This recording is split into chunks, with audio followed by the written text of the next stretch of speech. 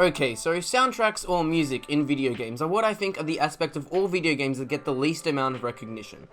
Soundtracks play a huge part in games as they allow the player to feel an emotion, without the developers having to directly say how the player should feel.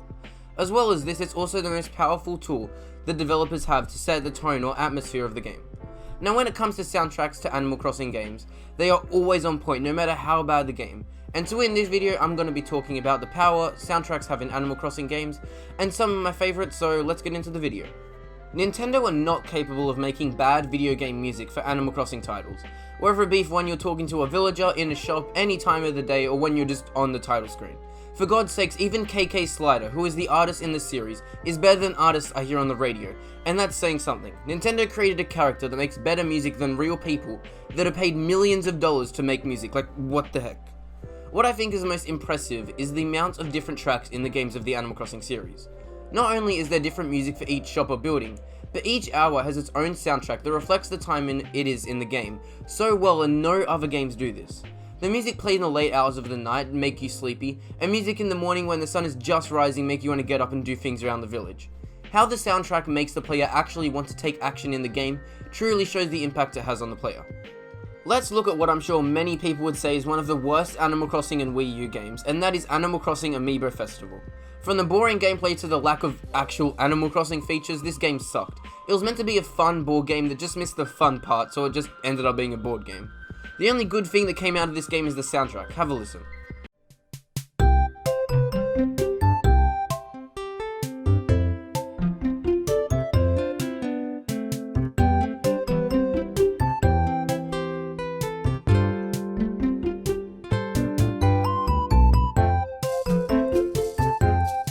The music in this game tried so hard to make the players have a good time. It's just the gameplay did not reflect any of the energy of the soundtrack, which is such a shame.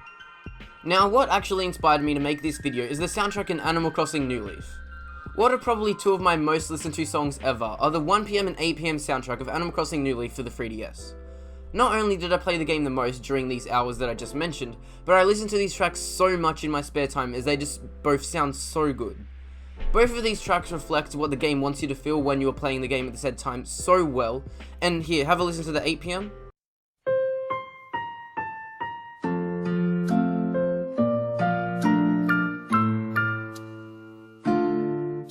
And now have a listen to the 1pm.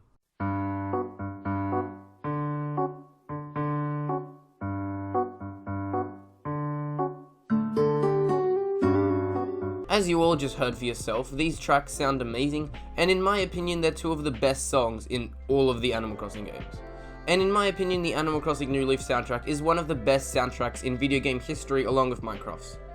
New Horizons is no different to New Leaf, as the tracks in this game are amazing. As you all probably know, Animal Crossing New Horizons is set on a deserted island in the middle of the ocean, and the soundtrack for the game captures that deserted tropical feel so well. New Horizons of course has a soundtrack in which every hour the track changes, and the music just reflects the time of the day so well in the game, just like New Leaf.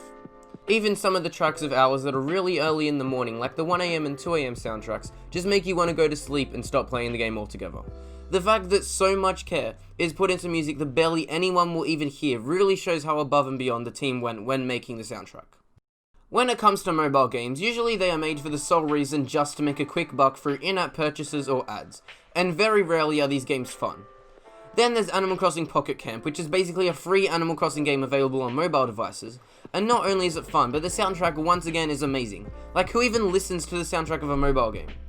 How much care the composers and sound directors put into soundtrack for a mobile game that is intended for casuals that probably won't even play the game with sound is pretty amazing, and something that I don't see enough people talk about.